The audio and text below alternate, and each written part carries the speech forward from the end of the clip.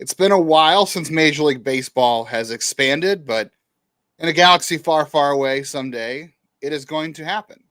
So today we're going to talk about who we would protect on the Guardians roster from an expansion draft and talk about the most important players on this Guardians roster looking towards the future.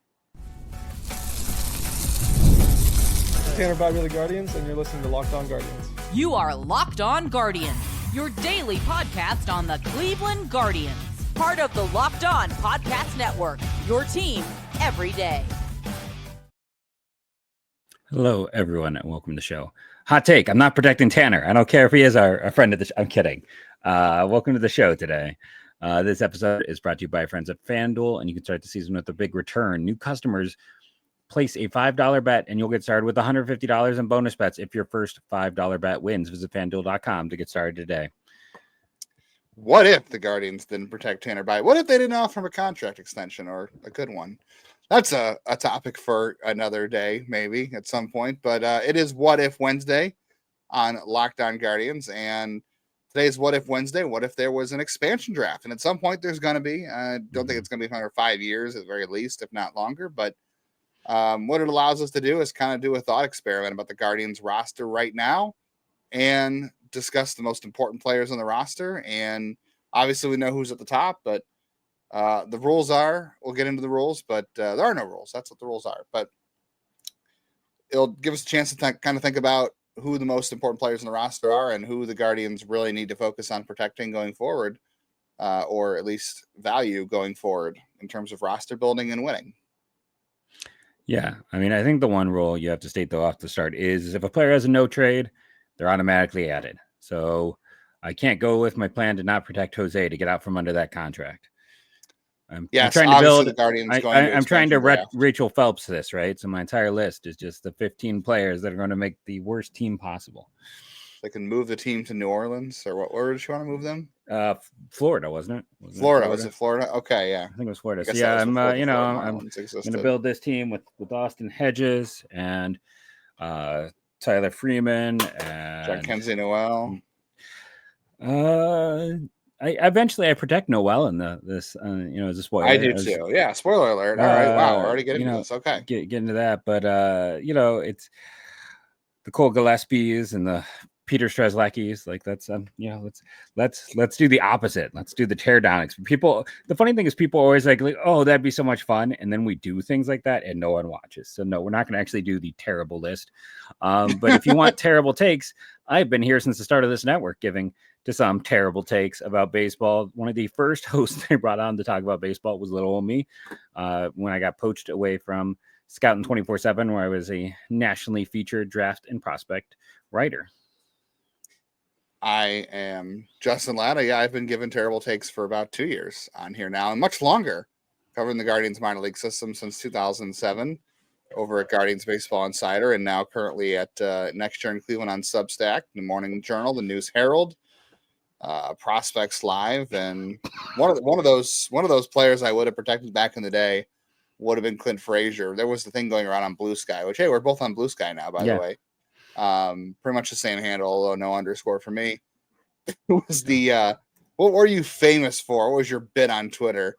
I don't have a bit, but my bit was, I remember some of my most not viral tweets, but my the ones I spent the most time on were bemoaning trading Clint Frazier for Andrew Miller, and worked out just fine. So I would have protected him in one of these if he was on the 40-man roster. No, I think like one of the things that went well for me in terms of protection was just I was always that person, like, protect Santander. Like that was the one thing that I was out in front of a while ago. So I'll just say that's one of the times I was right. Now there's other guys I was thinking I should be right on as well that I definitely did not get right. But I was on the other side of the argument. I thought he was too far away and there were too many injuries. But that's a story for another day. All right, so let's get started with the rules here a little bit. So the last time there was an expansion draft in 1997 going into 1998, it was the Rays and the Diamondbacks. And the rule is you can protect 15 from your 40-man roster. Anybody not in the 40 that was not Rule 5 eligible was not eligible for the expansion draft either. So, no Angel Hanaus here or Travis Bazanas. You don't got to worry about that. the guys you have to worry about are either on the 40 or guys that have been in the minor league system long enough to be Rule 5 eligible is essentially the rule here. And after the first round, you get to add 3 to your protection list. After the second round, the same thing, and so on and so forth. There's only 3 rounds last time. So basically, we're just going to add 6 players back to our list. And Jeff even has guys who he thinks will get taken. I added a few of those in as well. So obviously, start at the top. We got Jose Ramirez. You have to protect guys in no trade clauses. So the Guardians can't finally have their wish and send Jose Ramirez to Nashville or Portland or Montreal or Mars or Germany. I don't know. So the Silver Slugger Award winner this season, 2024, sticks with Cleveland because of the no trade clause. And then my no-brainers after that were really, honestly, pretty easy. For me, I think it was just the bottom 1, 2, 3, 4, 5, 6 that were hard to discern. So, like, obviously, I had Tanner Bybee, Emmanuel Clase, Stephen Kwan, Cade Smith, and Kyle Manzardo. And I also protected Gaddis and Heron. And after that, you could debate the list. I had Gavin and Andrew Walters.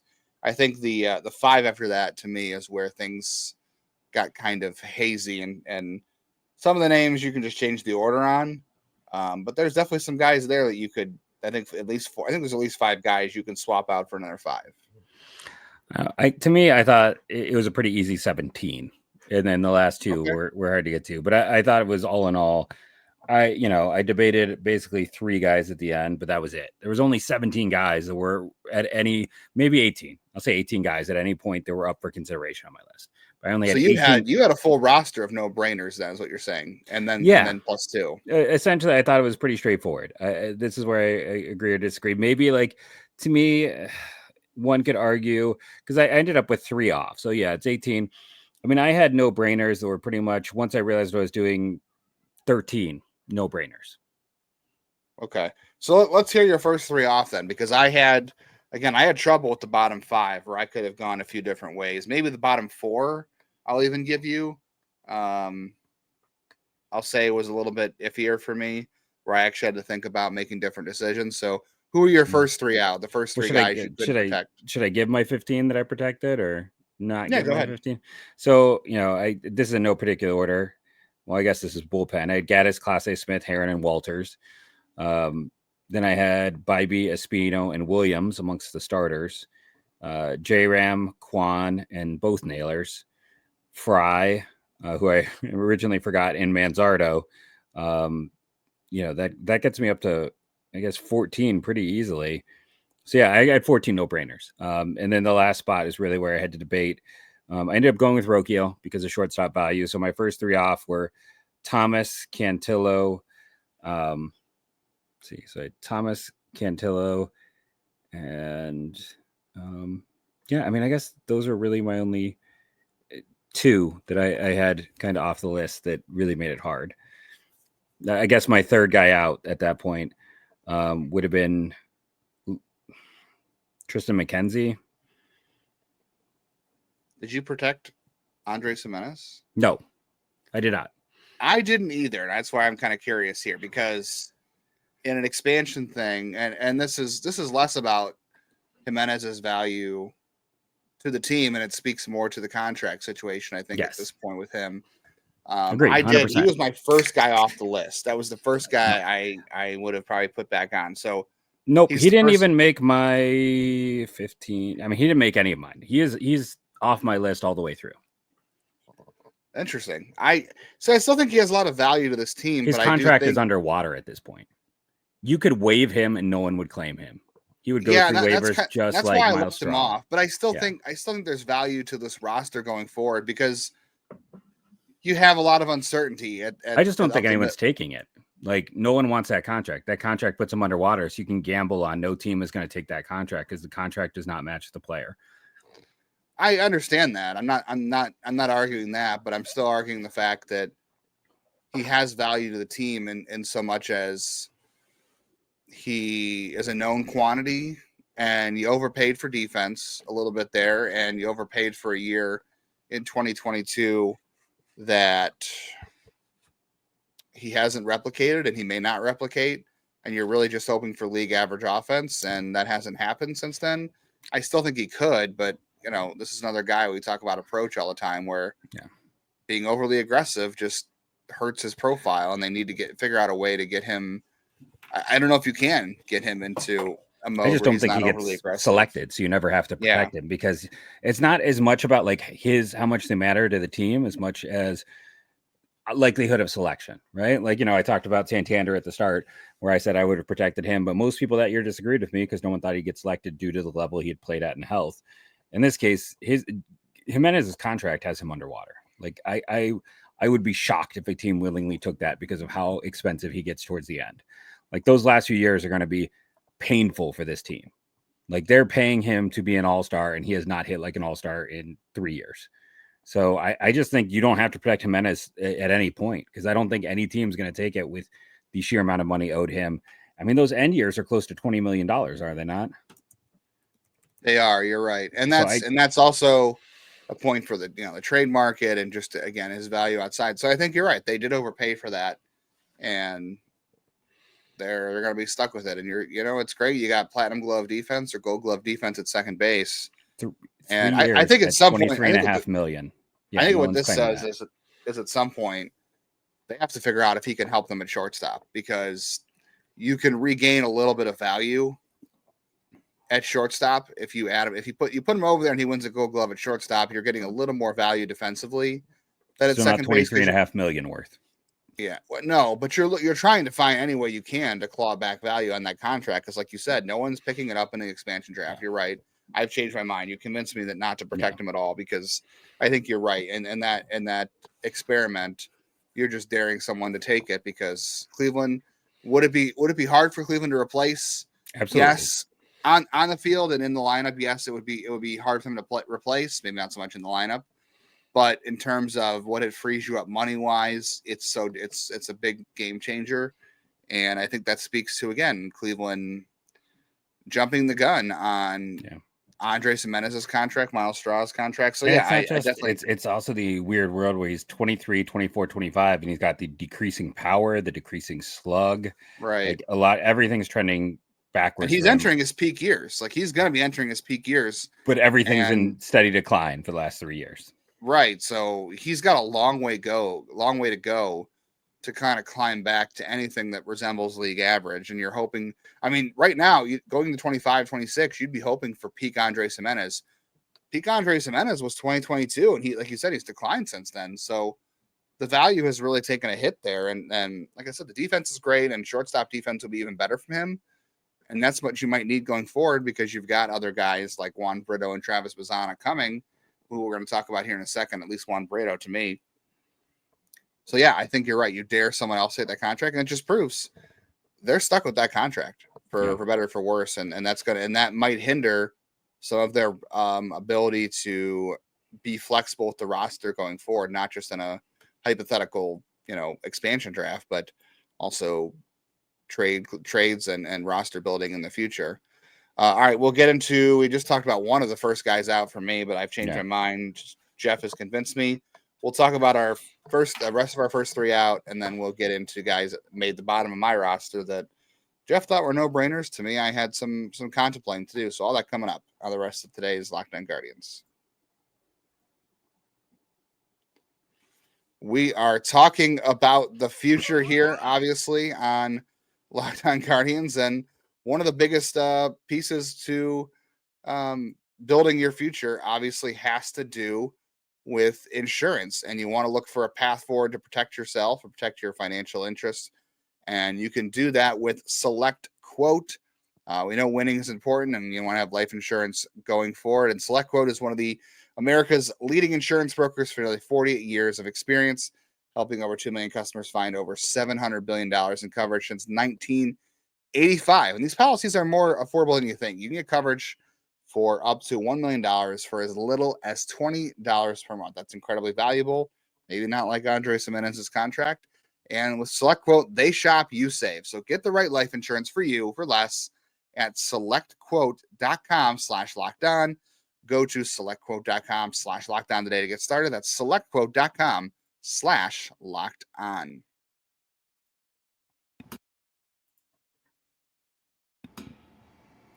All right, so you convinced me to take Andre Gimenez out of my. I'm not going to Yeah. change it now, but I would agree with you that he's not part of my first 3 out anymore. So after that, then if I did take him out because I ordered these, my first 3 out after that were Trevor Stephan, Lane Thomas, and Juan Brito. Oh wow. Stephan because you Those do have guys a weren't even contract. close to me. Interesting. Yeah, I think Stephan you have a contract on, and I think this team is built right now on his bullpen. And I think we talked in past episodes about trading from the bullpen, right? And try to use one of those guys as leverage to help out your rotation or your lineup. So I think in that instance, having Trevor Stephan coming back this year and having him on such affordable contract makes him valuable to Cleveland. It provides you the depth you need and the coverage you need to make that trade. And then Thomas, I kind of grappled with because anybody who was on an expiring contract, I grappled with because Agreed. they don't have a good outfield right now. They have Quan, and then that's it. So I think for Cleveland right now, Thomas is your best bet in the outfield besides him. So I think to me he'd be valuable, and I think he's valuable to this team going into 2025 for that reason. That's why I think he'll play the entire year with them unless things go horribly sideways. And then Juan Brito, we're talking about not protecting Andre Gimenez. And if Andre Gimenez is not in Cleveland in 2025, if you somehow found a way to offload that contract, right? If you don't find him valuable, I would want to keep Juan Brito from being drafted here because I'd want to use him as a trade asset because he's blocked by Andre Gimenez. We don't know what his future position is. Cleveland doesn't know what his future position is. I actually talked to Guardians assistant general manager James Harris today for an interview, which I'll publish on my newsletter. They admitted they don't know where his future position is going to be, so they're trying to get him all over the place. Yeah, so I would just continue to stock him as a trade asset and not lose him for nothing because he's blocked by Gimenez, like we just talked about, and I feel good about his offensive future. I don't know. He's had some weird data at various points. Like honestly, Brito didn't make any of my protections at the whole thing. He wasn't there, and Stephan was in my final grouping just because you've already protected 5 relievers. It's hard to protect another one. And the general thought process too is like I look at who I protected here. Thomas was a hard one. He was originally on my list. Then I went back and forth.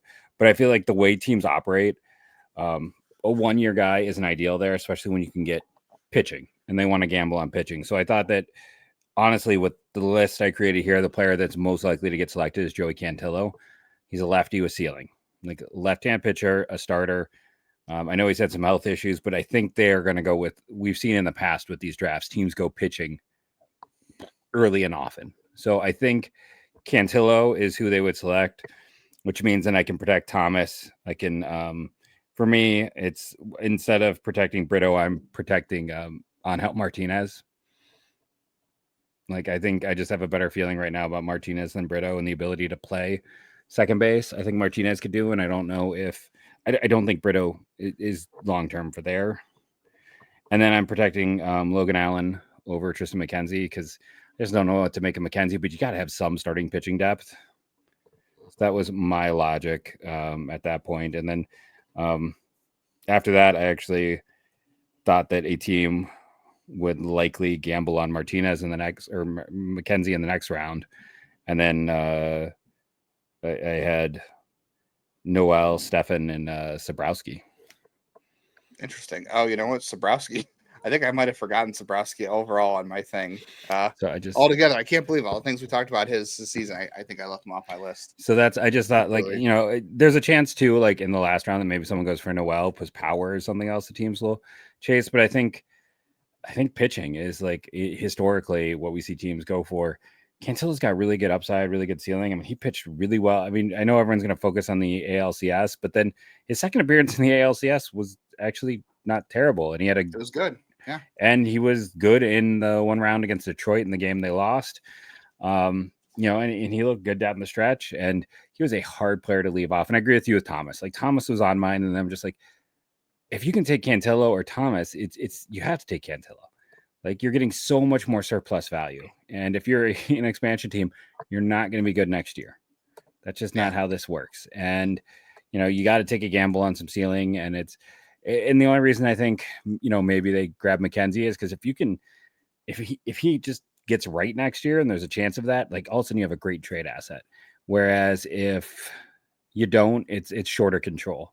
So I don't know. I feel like pitching is where we see teams go. And like I said, it just came down to Martinez versus Brito. So I kind of leaned Martinez first. I kind of figured Logan Allen was next after my second three group. I think Logan Allen would be a guy likely to be targeted in something like this, but he was my first starter protected that didn't make my original 15, and he'd be the first guy I'd pull back in if someone got taken for my first group of three. Because I know he had a down year in 2024. Obviously, I still believe there's a way for him to be a valuable rotation member for them in 2025 going forward. I mean, some things have to change. Obviously, he can't nibble as much, and he might need, I don't know, maybe the fastball just isn't going to get it done for him, and he's afraid of the secondaries not being enough. I don't know. I think he's got to be more willing to attack the zone, and a lot of pitchers have to learn the difference between not trying to get guys to miss, but trying to make guys hit it. You know what I mean? Like, you've got to be more confident in your stuff. I'm not saying he's not confident, but I think there's still a world where he is and they're not guaranteeing anything, but he's got options, and he's part of your depth in 2025. And I still think there's a good chance he's a key rotation member for them going forward. And I have a little more confidence in him. I know you were talking about Joey Cantillo having a good postseason and a good, at least the last appearance in the LCS. And then he had a good run at the end of the regular season too. But as far as a starting pitcher is concerned, I think I have more confidence in Logan Allen than I do Joey Cantillo, just because I don't know. Logan Allen walked a ton of guys last year too, which is uncharacteristic of him. And Joey Cantillo's got better stuff, I think, overall. But if you ask me who I thought was going to throw more strikes consistently going forward, I would say it's Logan Allen. I just think I agree with you. To me, it's like if I'm running a team, I want to gamble on Cantillo's. If I'm selecting, I want to gamble on a Cantillo ceiling versus an Allen floor. Right, but if I'm Cleveland, I would take the predictability a little bit more. Yeah, no, so I think agree. League is more predictable. Yeah. All right, we've got a couple more pieces on the roster to talk about in our last three, and we'll talk about a couple guys, at least on my list, that made it that Jeff thought were easy no-brainers, and I had to deliberate a little bit. So we'll get to the rest of that on a What If Wednesday edition of Locked On Guardians. But first, our good friends over at FanDuel are back. Why did I say good friends? They've been with us all year. We appreciate those everydayers, both in our listeners and in our ads. And right now, get ready to tackle NFL action with FanDuel's America's #1 sportsbook. Because right now, new customers can bet $5 and get $150 in bonus bets if you win. The FanDuel Sportsbook app gives you everything you need to place live bets on the NFL all in one place. So when you get in a hunch in the middle of the game, you can check out the latest stats, view live play-by-play, and so much more on the same page where you place your bets. Just visit FanDuel.com to join today. You'll get started with $150 in bonus bets if you win your first $5 bet. That's FanDuel.com. Never waste a hunch and make every moment more with FanDuel, an official sportsbook partner of the NFL.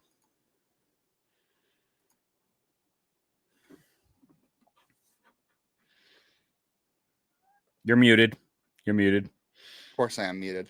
Not like we haven't done this before for however many episodes we've been together. It's our first time, right? It's our first time, yeah. Go easy. So the last three in for me, I did have Cantillo in this grouping for the same reasons we just talked about. The one thing for me I had to debate in the last grouping was I have Noel in here, which if you're listening to this, Jenkins and Noel, one of the other things James Harris and I talked about today was if Jenkins and Noel will get a fourth option year. It sounds likely. It's not a guarantee. They're going to find out soon, but it sounds like they are optimistic is what I was told about him getting a fourth option year. So I did protect Noel in this grouping. I did not have him in my initial 15. But he's one of the six I'd be able to pull back once someone gets selected. Then I had Cantillo in this grouping. And then actually the one I had to debate, and I know you're going to disagree with, I kept Ben Lively over Triston McKenzie just for reliability because no, I don't know. I understand. I don't debate you there. McKenzie is out of options for 2025. There's no doubt about that. And you and I have talked at length on this show about his issues in the past. We know what the upside is for Triston McKenzie. We saw it in 2022. The problem is for the majority of his career, and I like Triston the person. I think Triston's awesome, and you and I had some different experiences in interviewing him in the minors. I always had great interviews with him, and I'm a big fan of Triston the person. But outside of 2022, his career has been pretty much more consistently injuries and ineffectiveness and inability to throw strikes. And it would really be a thorn to lose him for nothing and see him develop somewhere else, which is, again, why he's off the roster here, because he's out of options for me. And what could happen to Cleveland if he doesn't make the roster next season, right? This is exactly what could play out in 2025, is that he doesn't make the roster out of spring training and they lose him for essentially whatever, right? I don't think that's going to be the case. I'm just saying that's the scenario he's up against and they're up against. So it would be a thorn to see him go somewhere else and actually figure it out. But we just haven't. I just feel like we haven't seen. 2022 is not the norm for him. It's the exception of the rule. And that's why, even though Ben Lively doesn't possess the upside McKenzie does, and he doesn't have options either, the king of options, Ben Lively doesn't have options, but I feel like you get a little more reliability out of him here. Yeah, for me, it's just when I look at it, like I think a team takes McKenzie. Like I said, I think Antillo honestly is their first selection if he's available for most teams, just because again, when you are a team selecting, you're looking for ceiling and potential. I don't think they take a Ben Lively because he's already a Super 2 and he's a back end. I think maybe they take McKenzie. I don't know. Like I said, my final group being Noel, Stefan, and Saber is just because they could potentially flip a reliever. Like if you're a team, like maybe they keep them, but there's also a long history of taking relievers in the expansion draft and then trading them. That is something teams do, like trade the reliever for prospects. So I have them in that like last set. And I think basically who I have them losing is Cantillo after the first round. And then I don't know, the second round I said was I had Allen, Thomas, and Martinez protected. Those are my next three. So then McKenzie or Noel would be that next group. And then I have, like I said, Stefan, Saber. And I'd be curious to see who. And then the only reason I'd be tempted to protect McKenzie over Lively I guess I'd go Lively over McKenzie as well. You've convinced me. But, and then if they take McKenzie, which again, honestly, if I was running a team, I might, because if he can turn it around, he has shown the highs where people thought he might be a Cy Young candidate heading into 23 and he hasn't. So, maybe you can flip or convince someone. And I just, like I said, if I'm running a team, I'm trying to find guys who could be interesting or guys who have ceiling or growth. I'm not drafting Ben Lively if I'm running a team. I'm not drafting, the lower mid guys. I'm looking for ways to find value. I think you're trying to find too. I think where Ben Lively does have value is, I know you're right, the Super 2 thing does complicate things a little bit. He's never going to be, even if he has a year like last year, it's not like you can flip him for much. Whereas if McKenzie rebounds, you can get a lot for him.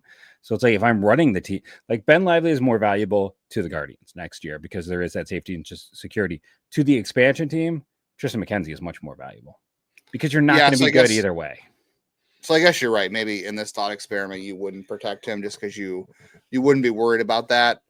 But I think I was just kind of showing in a way like Ben Lively might be more important to Triston McKenzie's upside is more important to this roster in 2025 than Ben Lively. But Ben Lively is more important because you might have a little bit of more of an idea of what you're going to get, and you need that certainty in the rotation next year. Because your certainty right now is Tanner Bybee and maybe Ben Lively, and everybody else is a wild card, which we've talked about before too. Okay, so very quickly, I'll just kind of tell you the bottom of the roster. We agreed on Bybee, Clase, Kwan, Smith, and Manzardo, Gaddis and Heron, Williams and Walters, all being no-brainers.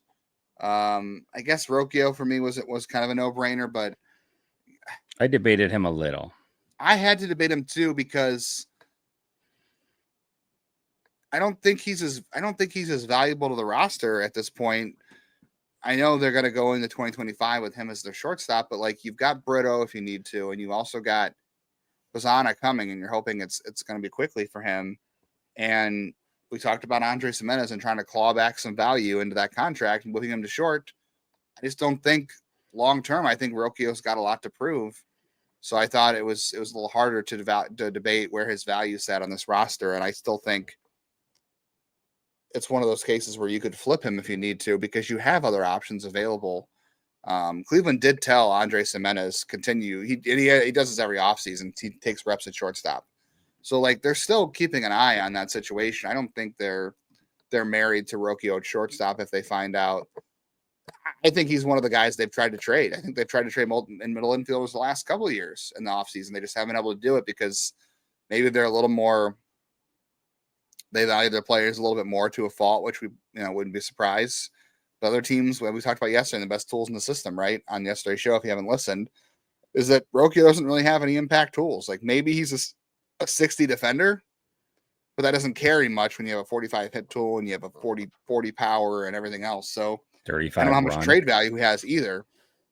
Bo Naylor I protected just because I don't have another option of catcher, and I think young catchers would go easily. Yes. And he might be the first pick in the draft. Even though he had a down year, I think he would have a lot of value in terms of trades because teams value young catching, and Cleveland wouldn't trade him because he'd be at his lowest point. But my point is, I still think he has a lot of future value. Espino was a no-brainer here, and I, again, one of the things I talked about with James Harris was where Espino is at in his progression. He just started a throwing progression recently. His status for 2025 is still unknown. They said they won't know until early in the 2025, so we're talking January, February until they really know what's next for him. But I protect. Obviously, he's an easy protection because he's got all of his options, or he's got 2 options left, and I still think you don't want to lose that upside there. There's so much unknown, and team would grab him very. There's just no reason to lose him in this kind of thought experiment, and he has no trade value, unfortunately, right now. But Cleveland wouldn't want to, and that's another reason he's still on the 40-man roster. And at the end, I had David Fry. David Fry has, even though he can't catch this coming year, for the future, I think he just gives the team so much flexibility. They want to get him back to catching. They want to have him all over the diamond, and we know what he can do offensively. I think he just has such a valuable role to them that it was an easy one to put here, and I think he is a valuable member of the roster going forward. You've said it multiple times. You think that they think he's an everyday player. It just depends on where that position is, and it's multiple of them. And then my last one the last guy in the roster I had the debate was Josh Naylor, only because he's just got the 1 year left, and I think that speaks to where his trade value is going to be. This is just, I know people are going to keep saying in the comments, like, got to re-sign Naylor. You got to have him in the lineup. And it's like, yeah, I don't want to lose him for nothing. But I think you and I we text every day about different trades, what might be interesting, what might teams value. And we always come back to, I think Josh Naylor has less trade value than he does to value to the team in 2025. 100%. I think he ends up being more valuable to the Guardians lineup in 25 than he doesn't. This is the same situation as Shane Bieber, right? Except I think he's got less value than Bieber had. I don't know about that because I think Bieber had a bigger injury history. But Josh has had a lot of injuries and he's got declining data. But you didn't know what Shane Bieber was going to be coming into 2024.